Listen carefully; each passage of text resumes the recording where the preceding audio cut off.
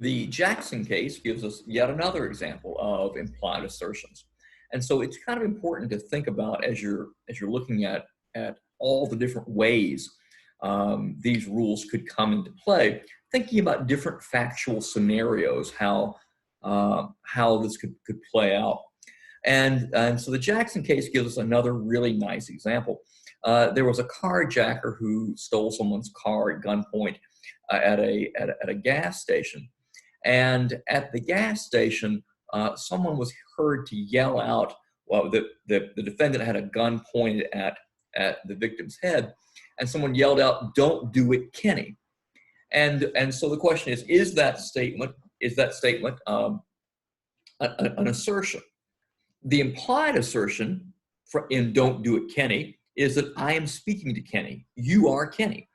So as we learned in U.S. versus Zenny, that's not a hearsay problem, because that is an implied assertion. He doesn't care if he communicates to someone else or to Kenny himself. You are Kenny. He's addressing him and telling him not to do something. He's not identifying him as Kenny. The other statement in the case that comes in, the police find at the scene of the carjacking that someone has left behind a coat. It appears to be from the carjacker, and there's a pager in it. And in case you're unfamiliar with pagers, they existed well before cell phones. And what a pager would do is it would buzz, and it would give you a number to call back. And so while the police have possession of this pager, someone calls it, puts a number in there. The police call the number back, and the person on the other end of the line says, "Is this Kenny? Are you Kenny?" And so the implication is that he suspects the person he's talking to be Kenny. He's not actually saying, "This is Kenny" on the phone. He's actually asking the question to get an answer, not to announce to the person on the phone, "You are Kenny," or to announce to anyone else that the person he's speaking with is in fact Kenny.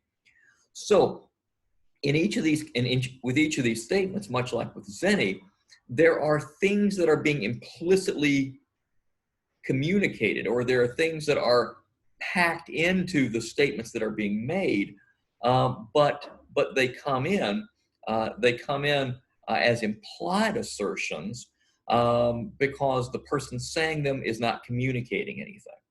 Now, if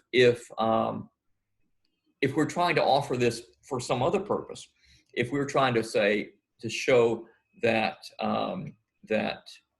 the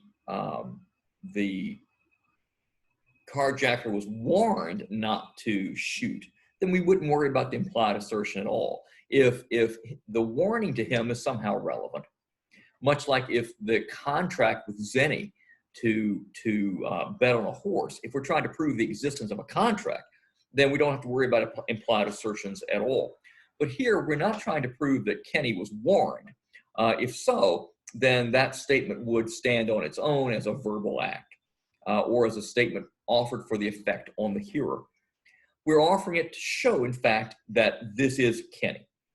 And so that being the case, we are asking the question of what is the implied assertion, and because it's an implied assertion, it wasn't intended. The speaker is indifferent to whether other people take this inference from his statement. And so therefore, under Rule 804, unless the statement was actually intended for that assertion, it is admissible on that point.